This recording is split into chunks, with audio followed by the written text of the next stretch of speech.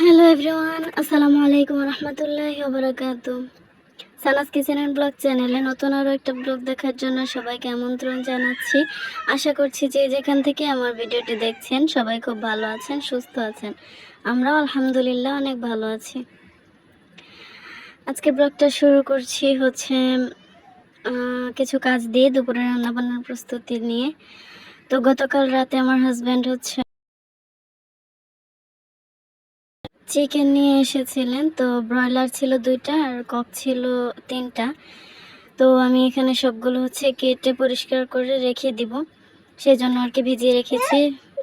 রাতে যখন নিয়ে এসেছে তখন আমি সবগুলো ডিপে উঠিয়ে রেখেছিলাম। তো বরফটা ছাড়ার জন্য আর কি সিঙ্কে পানি দিয়ে বরফটা ছাড়িয়ে নিয়েছি।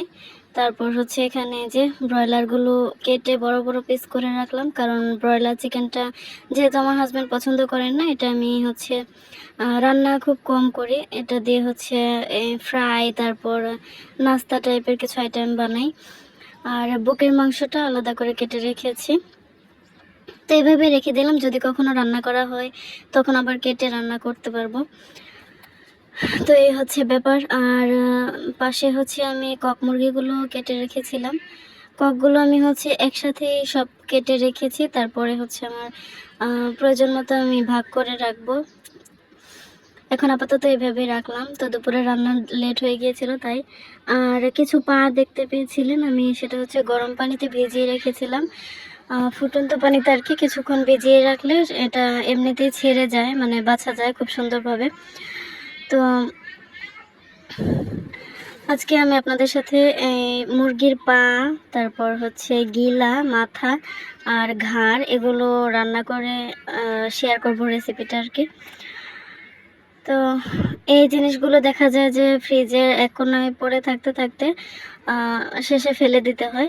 এজন্য আজকে আর মাংসটা রান্নাই করিনি, মাংসটা রেখে দিয়ে এগুলোই আগে রান্না করছি যেন নষ্ট না হয়।